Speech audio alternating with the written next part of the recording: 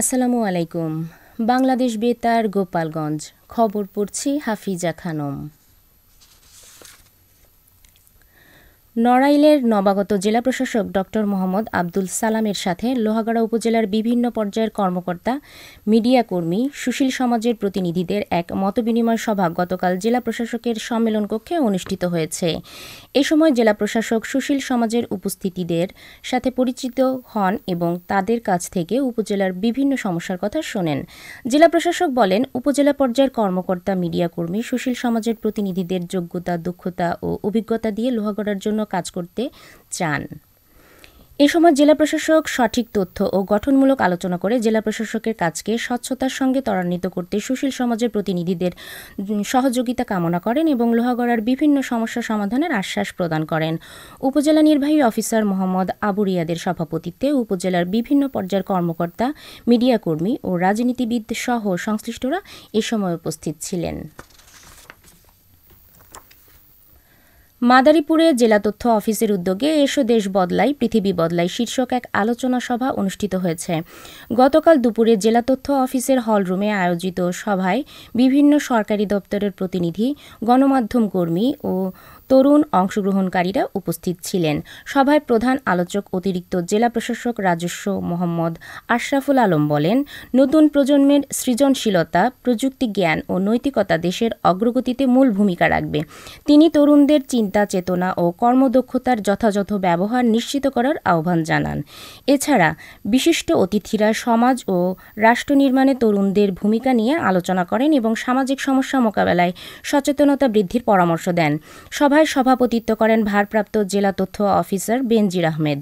তিনি উদ্বোধনী বক্তব্যে তরুণ সমাজকে জাতির প্রধান শক্তি উল্লেখ করে ইতিবাচক চিন্তা ও দূরদর্শিতার উপরে গুরুত্ব আরোপ করেন। এ সময় বক্তারা সুশাসন, মাদক প্রতিরোধ, সামাজিক নিরাপত্তা, শিক্ষা ও নৈতিকতার প্রসারে সবাইকে সম্মিলিতভাবে কাজ করার আহ্বান জানান। অনুষ্ঠান শেষে উপস্থিতদের মাঝে তথ্য উপকরণ বিতরণ করা হয় এবং ধারাবাহিকভাবে সচেতনতামূলক কর্মসূচি চালিয়ে যাওয়ার অঙ্গীকার ব্যক্ত করা হয়।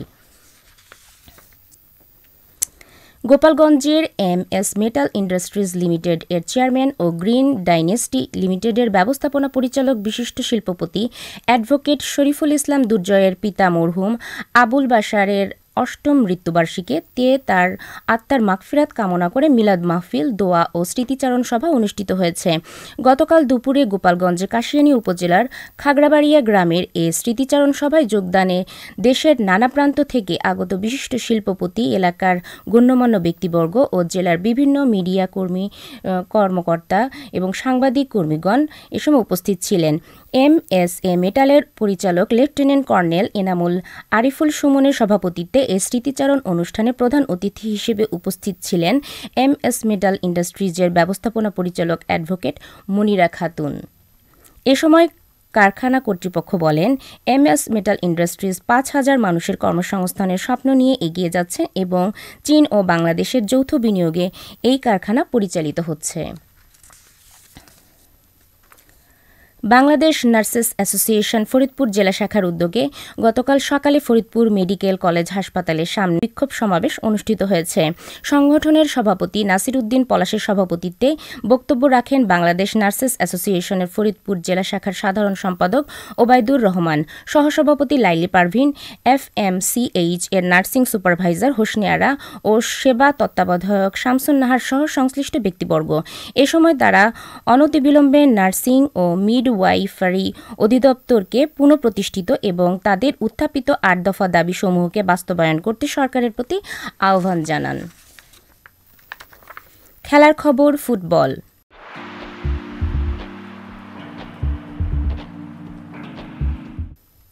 এসো দেশ বদলাই পৃথিবী বদলাই এই স্লোগানকে সামনে রেখে তারুণ্যের উৎসব ২০২৫ উপলক্ষে নতুন বাংলাদেশ গড়ার লক্ষ্যে নড়াইল বীরশ্রেষ্ঠ নূর মোহাম্মদ স্টেডিয়ামে অনুষ্ঠিত আন্তঃকলেজ ফুটবল টুর্নামেন্ট ফাইনাল খেলা গতকাল অনুষ্ঠিত হয়েছে। ফাইনাল খেলার বল্লারটপ আইডিয়াল কলেজ ৪-০ গোলে SMA আহাদ কলেজকে পরাজিত করে টুর্নামেন্টে চ্যাম্পিয়ন হয়। খেলা শেষে বিজয়ীদের মাঝে পুরস্কার বিতরণ করেন প্রধান অতিথি জেলা প্রশাসক ড মোহাম্মদ আব্দুল সালাম।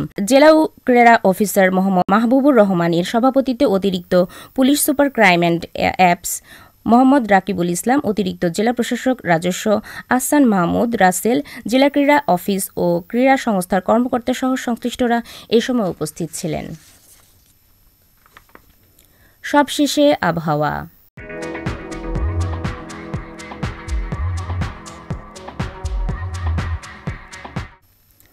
আজ বেলা 1টা পর্যন্ত আবহাওয়ার পূর্বাভাসে বলা হয়েছে দেশের অভ্যন্তরীণ নদীবন্দর সমূহের জন্য কোনো সতর্কবার্তা নেই এবং কোনো সংকেতও দেখাতে হবে না। খবর শেষ হলো। আমাদের পরবর্তী খবর প্রচারিত হবে সকাল 10টা 30 মিনিটে বাংলায়।